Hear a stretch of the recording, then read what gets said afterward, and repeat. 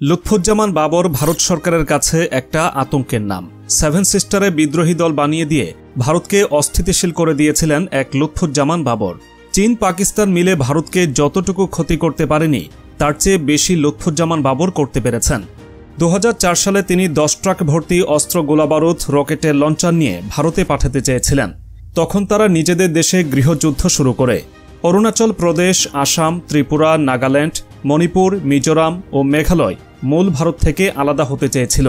আর সেখানের আন্দোলনকারীদের 10 ট্রাক অস্ত্র সরবরাহ করতে চেয়েছিলেন এই লুৎফুজ্জামান বাবর, কিন্তু শেষ পর্যন্ত করতে পারেননি। খালেদা জিয়ার নেতৃত্বে বিএনপি সরকার 2001 থেকে 2006 সালে ক্ষমতায় থাকার সময় যেসব ঘটনা ব্যাপক আলোড়ন এবং সরকারের মধ্যে প্রবল অস্বস্তি তৈরি করেছিল, তার মধ্যে অন্যতম হচ্ছে 10 ট্রাক সমপরিমাণ অস্ত্র উদ্ধারের বিষয়টি। বাংলাদেশের ইতিহাসে সর্ববৃহৎ অস্ত্র ও গোলাবারুদের চালান আটক করা হয় 2004 সালের 1 এপ্রিল রাতে। দুটি বড় ট্রলারে করে এসব অস্ত্র সমুদ্রপথে আনা হয় চিটাগং ইউরিয়া ফার্টিলাইজার বা CUFL জেটিতে। পর্যবেক্ষকদের অনেকেই মনে করেন বিপুল পরিমাণ অস্ত্র উদ্ধারের সেই ঘটনা ভারতের সঙ্গে তৎকালীন বিএনপি সরকারের মধ্যে শীতল সম্পর্কের সূচনা করেছিল। দেশটির তৎকালীন কর্মকর্তারা দাবি করেছিলেন যে ভারতের চাপে পড়েই বিএনপি সরকার সেসব অস্ত্র আটক করে, অন্যথায় সেসব অস্ত্র ভারতের বিচ্ছিন্নতাবাদীদের হাতে যেত। বিএনপি অবশ্য বরাবরই দাবি করে যে সরকার তখন ব্যবস্থা নিয়েছিল বলেই সেসব অস্ত্র আটক করা হয়েছে।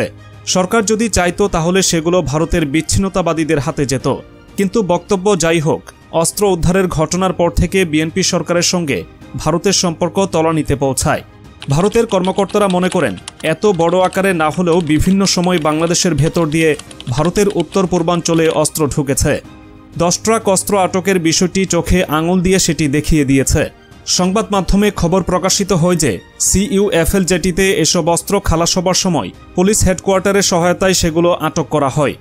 উদ্ধার করা আগ্নেয়াস্ত্রের মধ্যে ছিল চীনের তৈরি AK-47 rifle, semi automatic rifle, rocket launcher, rocket shell, পিস্তল, হ্যান্ড গ্রেনেড, বিপুল পরিমাণ গুলি ও বিস্ফোরক দ্রব্য। এই অস্ত্র যখন গণনা করা হয় তখন দেখা গেল 1790টি বিভিন্ন ধরনের অস্ত্র, 11.5 লাখ গুলি, 6500 ম্যাগাজিন, 27,000 গ্রেনেড এবং 150টি রকেট লঞ্চার। সেদিন দিবাগত রাত 2টা থেকে ভোর 6টা এই উদ্ধার অভিযানের নেতৃত্ব দেন চট্টগ্রাম মহানগর পুলিশের তৎকালীন ডিসি আব্দুল্লাহিল বাকি ও এসি। প্রায় 30 জন পুলিশের সঙ্গে উদ্ধার অভিযানে অংশ নেয় কোস্টগার্ডের সদস্যরা। তৎকালীন স্বরাষ্ট্রমন্ত্রী লুৎফুজ্জামান বাবর বলেছিলেন, চট্টগ্রামে আটককৃত 10 ট্রাক অস্ত্র ও গোলাবারুদ দেশের অভ্যন্তরে ব্যবহার এবং নাশকতার জন্য আনা হয়েছে।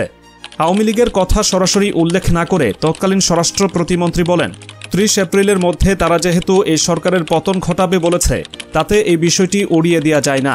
অন্যদিকে তৎকালীন বিরোধী দলীয় নেত্রী শেখ হাসিনা অস্ত্র আটকের ঘটনায় আন্তর্জাতিক তদন্ত দাবি করেন।